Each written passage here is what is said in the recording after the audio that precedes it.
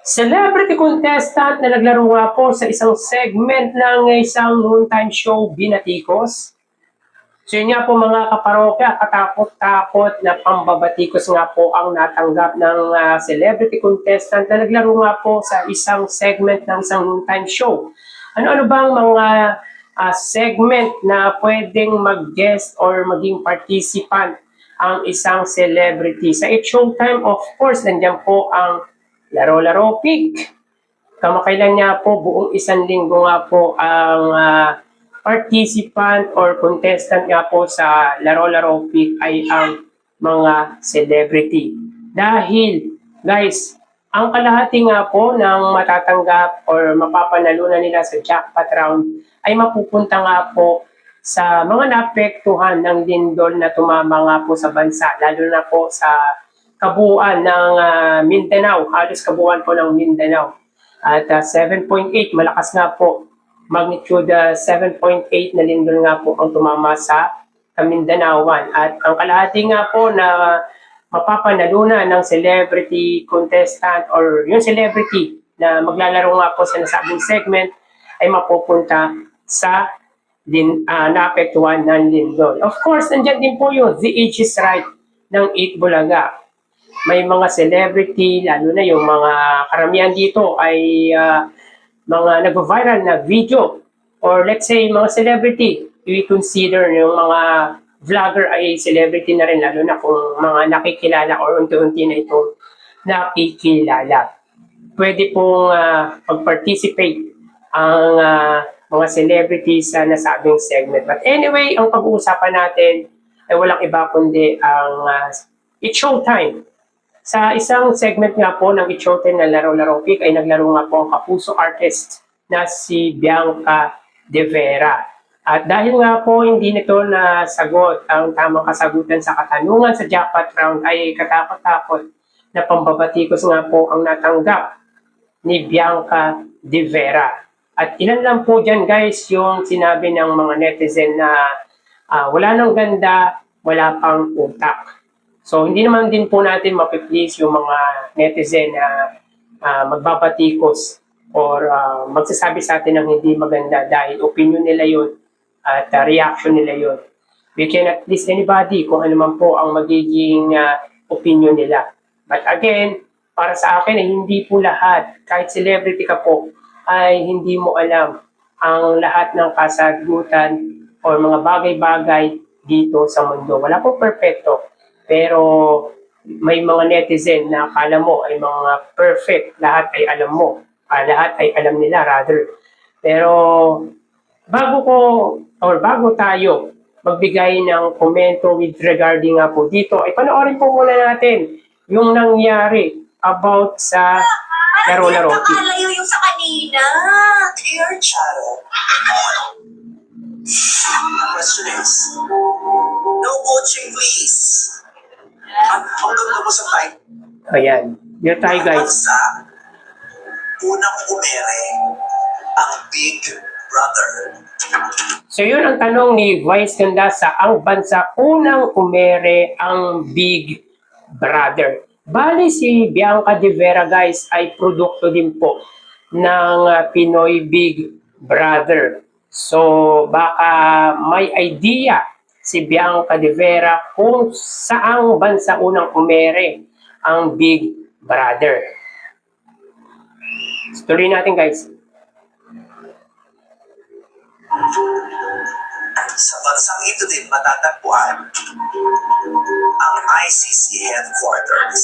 Ang ikalawang clue ni Vice Ganda ay dito din daw po matatagpuan ang ICC headquarters. So kung aware si Bianca De Vera sa nangyayaring political issue dito sa bansa, for sure ay alam niya ang tamang kasagutan.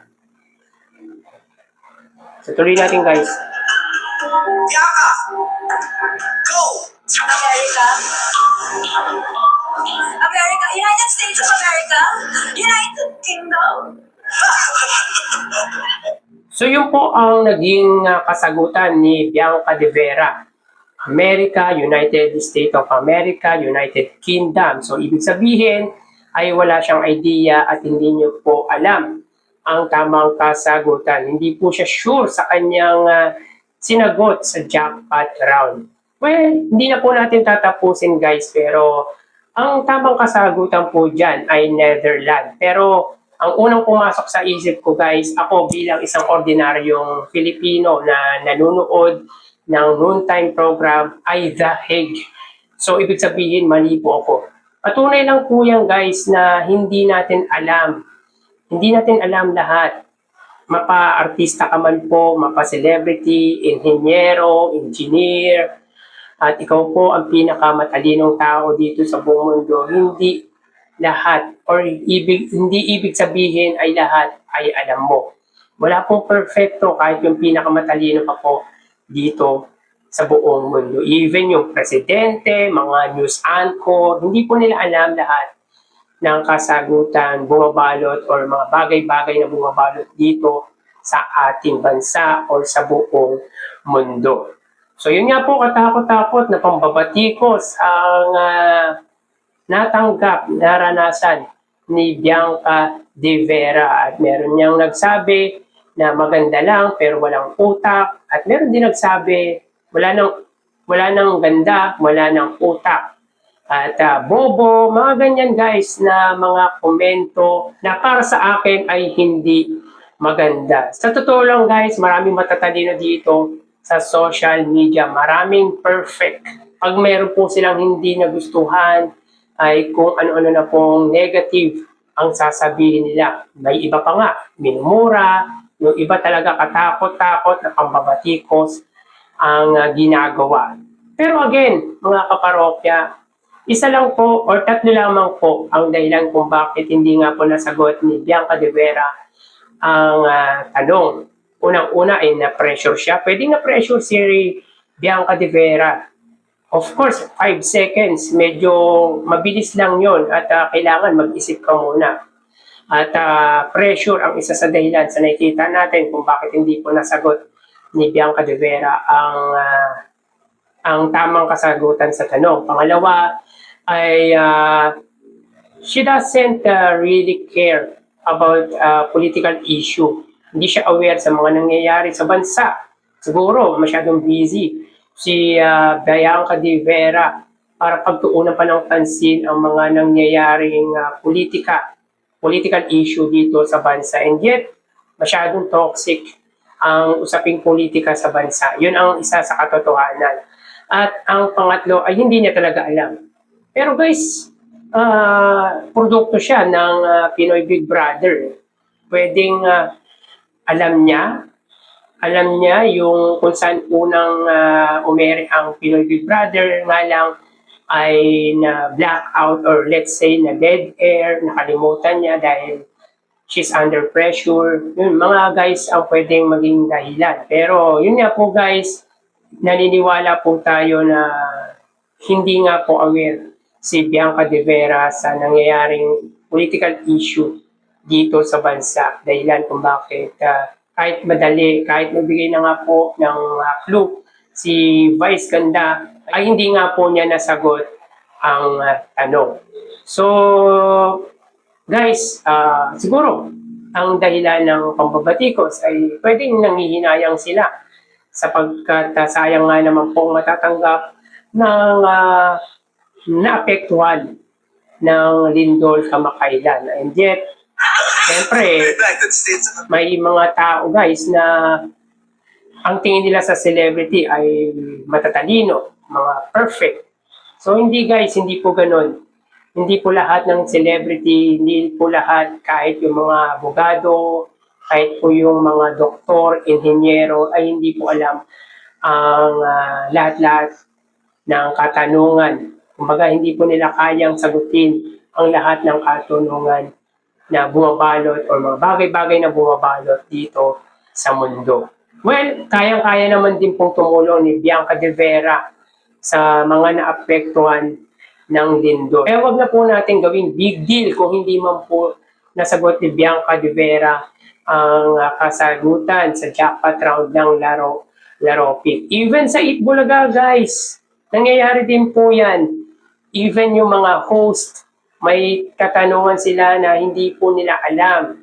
So, on the spot ay nalalaman na lang po nila kapag meron niya po isang tao or meron niya po nagsabi na ito ang tama, ito ang mali. Yung mga host, It's Showtime, It Bulaga, mga celebrity, hindi po nila lahat alam. Kaya yung mga bumabatikos kay Bianca De Vera ay hindi naman din po natin sila masisisi dahil opinion nila yan. At yan po ang reaction nila, yan po ang kanilang nasambit about sa celebrity contestant nga po na kapuso artist na si Bianca De Vera. Pero dito guys, sa Laro-Laro Pick, hindi po talaga nawawala yung usaping political issue. Talagang nakakonect yung politika sa It's Showtime. At para sa akin, magandang marketing strategies din po ito ng nasabing segment para mas maging relevant po sila sa social media. Ito ang isa sa dahilan kung bakit hindi nawawala sa social media ang It's Showtime. Ganun din naman po ang It Bulaga, nga lang ang It's Showtime as prepare nila yung political issue, unlike sa It Bulaga. Iniiwas nga po ng It Bulaga ang napag-usapan ang politika. So yun nga po mga kaparokya, tatlo lamang po yan kung bakit hindi nasagot ni Bianca De Vera ang tamang kasagutan sa tanong sa jackpot round ng Laro-Laro Pick. Unang-una ay na-pressure po siya. Pangalawa ay she doesn't care about the political issue. And lastly, ay she doesn't really know the answer.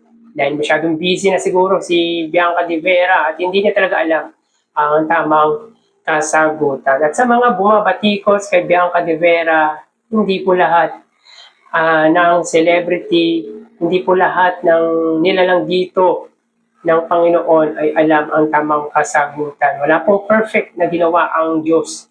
Ang tanging perfect lamang po ay walang iba kundi ang poong may kapal. So hanggang dito na lang po tayo mga kaparokya.